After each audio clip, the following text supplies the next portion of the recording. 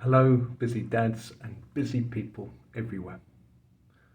In today's video, I want to talk about a topic that is very close to my heart, something I've never talked about on this channel before, which is alcohol. I've occasionally alluded to the fact that around about 6 years ago, I stopped drinking for good. And in today's video, I want to share with all of you something about why I did it, how I did it, and what happened to me when I did it. So first of all, let me share with you all a little bit about the why.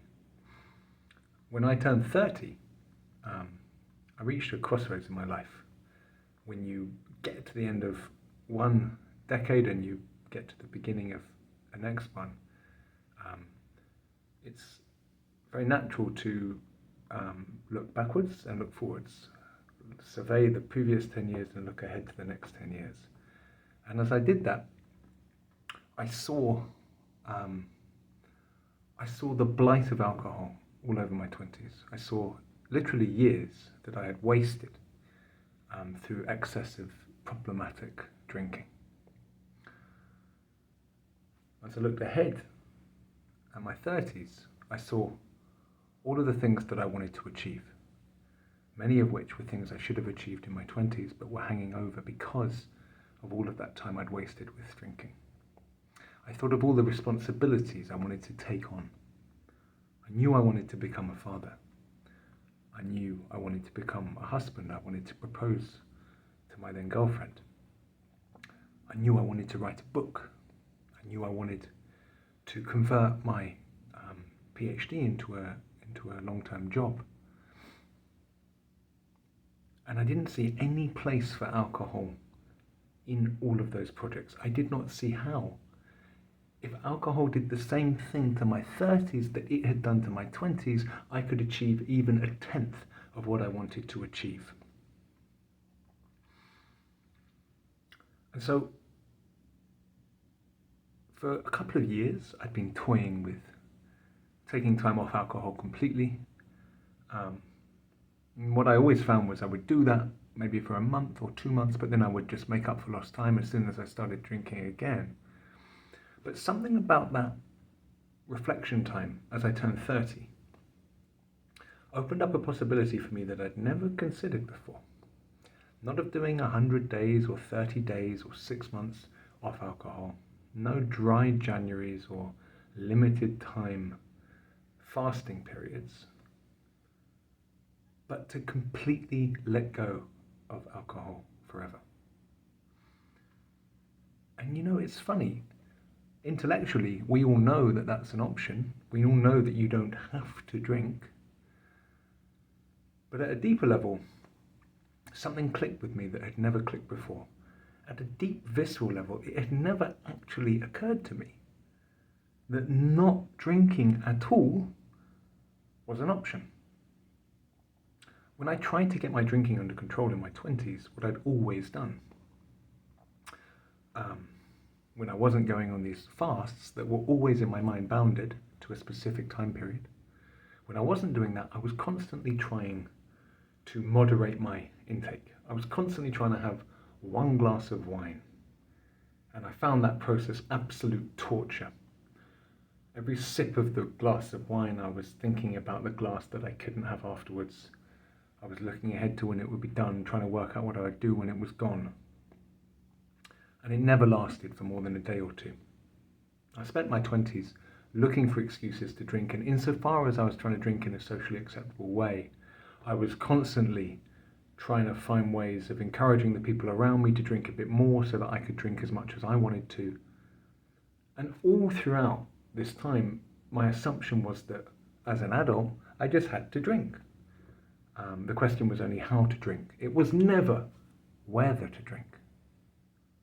Something about that time when I got to my 20s, to the age of 30, I looked back at the time I'd wasted, I looked ahead to the things I wanted to do, opened up this possibility for me for the first time. I opened this question for me. Should I drink? Need I drink? What would happen if I just didn't drink? No more of the wrestling with that 1 glass of wine. I could just leave it behind. And as soon as that possibility sank in, I knew I was going to do it. I knew I was not going to drink anymore.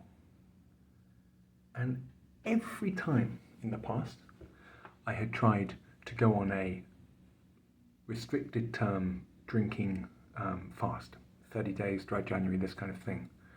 I was filled with a sense of foreboding and, this is going to be hard, and God, I'm really going to have to dig in here at the beginning of every month or period. But this time, when that moment came around, I felt nothing but pure, joyful liberation, like I've never felt before. The image I had in my mind was like a hot air balloon where you've thrown out all of the sandbags and it's just rising. It just felt like I'd said goodbye to this thing. I'd let go, I'd walked away from it, and never again would I need my life to be plagued by alcohol. I realized I could just stop drinking. That's all you have to do. It's extremely simple. At a certain level of description, all you have to do is not do something. That's not difficult. Or at least so it seemed to me at the time. And in that time, in that period of feeling bewildered and excited at this new possibility that I stepped into, I read a book that I would heartily recommend to people to at least try out. The book is by Alan Carr. Many of you will be familiar with Alan Carr. Alan Carr's books were the books that I'd used to quit smoking years before, and they'd worked, and so I tried out Alan Carr's book on quitting drinking. It was the industrial grade quitting drinking book, I think, called Stop Drinking Now. And I read it, and it consolidated the insight I'd felt that I just did not need to drink. And it helped me feel excitement and curiosity about this new life. And I walked into that new life in a spirit of excitement and curiosity. And I think that that's very, very, very important. Now, I've never myself gone to AA meetings. I'm really not qualified to comment on the AA method at all. I do have a great deal of respect for that methodology and for that community, especially for the spirituality inherent in it. And some of the people I love most have been through that process or are continuing to go through it, that practice. And so I have nothing but respect for AA. But to my surprise, I didn't need anything like that. I've not needed to join a community of non-drinkers in order to live this out. And I do wonder if part of what's made it so easy for me, because my friends, I have not thought of drinking for a split second in the last 5.5 years. I think part of what made it so easy was my sense of elation and joy and curiosity about my new life. I wasn't looking to make amends for previous wrongs. I wasn't looking to redeem myself. I was just full of excitement about what life had to offer me now that I wasn't drinking.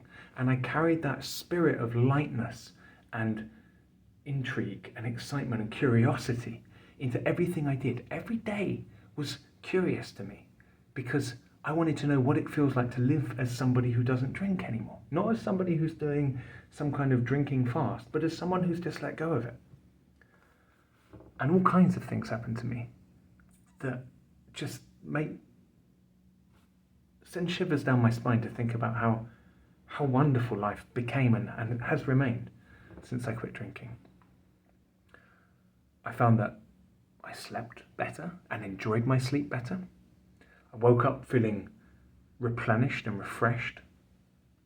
Found that my mood was more even. I found it was suddenly very, very easy to get and stay in shape. There were 15 pounds I'd been carrying that just fell off me without me dieting over 3 months or so after I quit drinking. I found myself bewildered on a Sunday morning to wake up without a hangover, ready to go for a walk and enjoy the world, enjoy the sunshine on the Pacific Ocean. I found that my work was better, way better. I found that my energy levels on any given day were completely different. found that my sense of curiosity about life was back. And I also found that my social anxiety, such as it was, disappeared. I remember 6 months into not drinking, I went to a wedding, and I'd never been one to dance. Always had a phobia about dancing, some kind of, I don't know, maybe I was embarrassed as a teenager or something. I'm not sure where the trauma came from, but for whatever reason, I just wouldn't dance. I used to have to drink 7 or 8 pints to even think about going on the dance floor, and even then I'd feel awkward. At this wedding, my fiancée, because by this point I'd proposed, and we just danced non-stop for 5 or 6 hours straight, and I didn't feel an ounce of awkwardness. And then we went on bachelor parties for other weddings, and I was the last person up at 7 in the morning. I was partying with my friends and loving it. Loving the general atmosphere, the joviality, not afraid to be around alcohol, far from it. I would go to pubs with my friends and stay up all night talking to them just as I had before, but I'd enjoy the conversation way more and feel recharged the next day. It's hard for me to emphasize enough to all of you who are watching how much better life is without alcohol. How I have not missed alcohol for a split second since I quit drinking, and how nor need you. Everything is better. Life has a savour to it that it doesn't have with alcohol. If you have a problem drinking, I could not recommend anything more strongly than that you just contemplate the possibility that really you don't need to drink at all. Now, I know it's not simple for everybody, and I know that it's difficult, and I know that everybody comes to the realization in their own way. It took me many, many, many years to get to where I've got, but I wish it for everybody. I wish it for you if you're watching and you have a problem with drinking. And the message I want to put out there is that quitting drinking is the single best thing that you can do to become a better, more integrated, more energetic, more vital, more responsible human being. Those things that I was envisaging for myself when I turned 30, finishing my book, becoming a father, becoming a husband. I'm 5 years in and I've done them all. And that's purely a result of drinking. I wouldn't have a relationship now if I'd still been drinking. I would definitely not be a father right now, and I would have dropped out of the PhD program, no doubt about it. And instead I'm standing here and I can look at myself in the mirror and feel some degree of pride and self-respect. And it's so important to me to know that my daughter will never see me touch alcohol. She will see in me the manifestation of an adult who can be an adult without depending on alcohol, without consuming alcohol in any way. That association between adulthood and alcohol consumption that went so deep for me, I hope that she won't form that association. So this has been an enjoyable video for me to make, one that I've had trepidation about making, because I know that people are sometimes really, really struggling, and I'm not a qualified expert of any kind, and so I'm hesitant about talking as if I'm giving medical advice, say. But what I really, really can promise from my own case is that it is possible to give up alcohol and not spend a second of your life missing it, and to feel radically, radically transformed in the best possible ways. 6 years in, and I'm still curious about what life has to offer without alcohol. It is an absolute joy. It's the best. I'm going to put a link to that book in the description below. I don't think it was the book in itself. I think I was very receptive to its message. I'd like you to get to that point of receptiveness before you think about reading the book. I'd like you to think about all of the things that you need to do in your life to become the person you want to be, and ask yourself whether or not alcohol has any place in your life. I want you to take seriously the idea that you do not have to drink, that it is a choice and you can choose not to. And then when you're ready, you should consider reading that book. Anyway, my friends, that's all from me today. But not drinking is a really, really essential part of my own life. And there's a cascade of benefits that is ongoing for me. and that cascade is a result of quitting alcohol. And so if any of you can do it, it's what I want for you, for sure. All right, my friends, thank you so much for listening, and please do leave your thoughts in the comments below.